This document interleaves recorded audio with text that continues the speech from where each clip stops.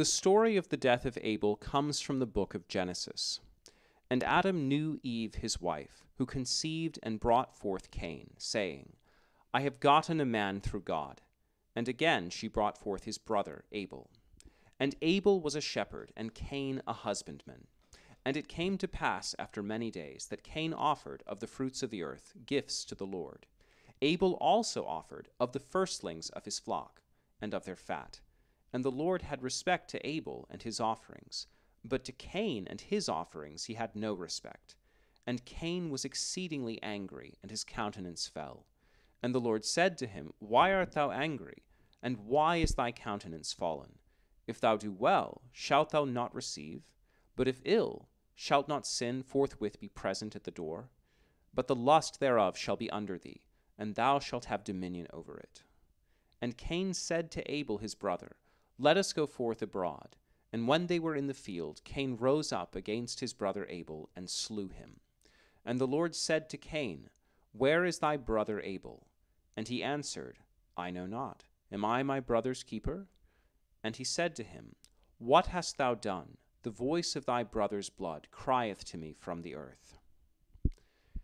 In my painting, Adam and Eve stand and kneel around the body of Abel, lying across the foot of an altar, while Cain has already fled the scene. The composition is based on an engraving which I found in the Metropolitan's collection from 1576 by a Flemish engraver named Johann Zadeler, after a drawing by another Flemish mannerist, Michiel Coxey.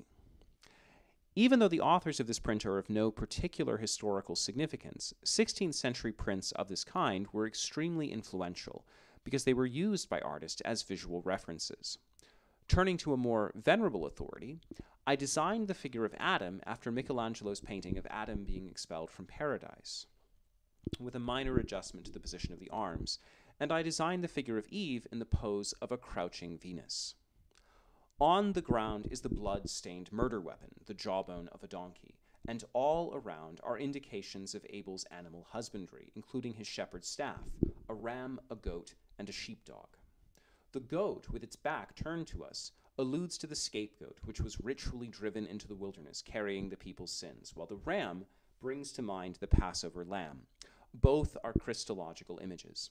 The sheepdog brings to mind Isaiah's prophecy concerning the day when wolves will live at peace with lambs. The mountain prominently displayed in the background points to the Noahic covenant, which God makes with mankind after the flood, when Noah's Ark comes to rest on Mount Ararat, and to the Mosaic covenant handed down from Mount Sinai, both of which anticipate the new and eternal covenant sealed in Christ's blood on Mount Calvary. The death of Abel is a type of the death of Christ, who, like Abel, was hated without cause and murdered by his own kin.